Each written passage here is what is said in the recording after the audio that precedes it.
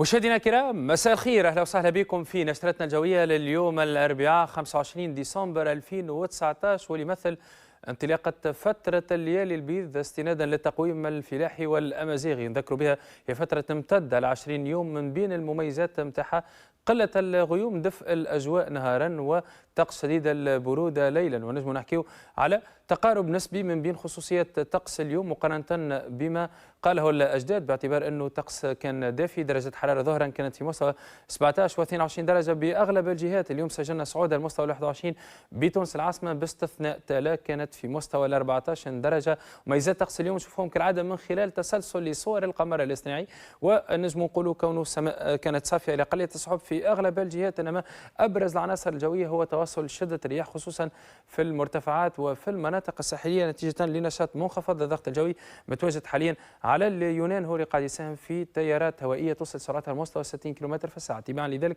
نتوقع تواصل نشاطها خلال الفترات القادمة. النشرات الجوية التحذيرية تبقى سارية المفعول بدرجة أولى في سواحلنا الشمالية، أيضا في خليج حمامات وفي جهة الساحل، باعتبار أنه البحر يكون هائج إلى شديد الاضطراب. الليلة درجات الحرارة تكون في مستوى 11 وال 15 درجة في المناطق الساحلية، وأقل نسبيا داخل البلاد، وين سجلوا أرقام تتراوح بين 7 ل 11 درجة، مع توصل الأجواء عامة قليلة السحب. يوم الغد إن شاء الله نتوقع ظهور مجموعة من السحب العابرة في أغلب الجهات، ما احناش باش نعيشوا تغيرات كبيرة فيما يخص درجات الحرارة، ممكن نسجلوا تراجع نسبي في حدة وفعلية الرياح مقارنة باللي سجلناه اليوم. يوم الغد نتوقع تسجيل 20 درجة ظهرا في إقليم تونس الكبرى، في نفس المستوى في نابل 18 في قليبيا.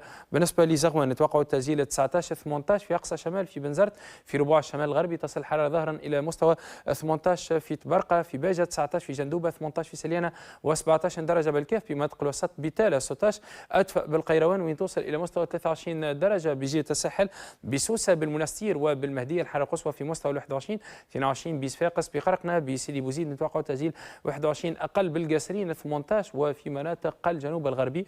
بالنسبة لقفصة نتوقع تسجيل 21 أيضا في توزر 19 في قبلي 20 في قابس، وببقية مناطق الجنوب الشرقي للبلاد بجزيرة جربة تصل الحرارة إلى مستوى 18 درجة، 21 في مدنين في تطاوين و20 برمادة. بالنسبة للملاحة والصيد البحري بسواحلنا الشمالية وأيضا بخليج حمامات وبجهة الساحل تتوصل الرياح شمالية غربية سرعتها من 20 إلى 25 عقدة، والبحر يكون شديد الاضطراب بفعل أقل بمنطقة الشابة، وين تتراوح سرعة الرياح من بين 15 إلى 25 عقدة، والبحر يكون شديد الاضطراب. وبخليج قابس رياح غربية إلى شمالية غربية سرعتها لا تتجاوز ال 20 عقدة، والبحر يكون مضطرب إلى متموج. كالعادة نديكم فكرة حول حالة الطقس ببعض المدن والعواصم الأجنبية. بنواكشوط 32 درجة سماء صافية، أجواء مغيمة جزئيا بالمغرب الأقصى، 20 بالدار البيضاء، بعد سحب بالجزائر 19 بطرابلس سماء صافية 19 أيضا، 29 بالخرطوم أجواء عامة قليلة سحب، بالقاهرة طقس مغيم جزئيا 21 بالبقاع المقدسة، 24 في المدينة المنورة، 29 في مكة المكرمة سماء صافية،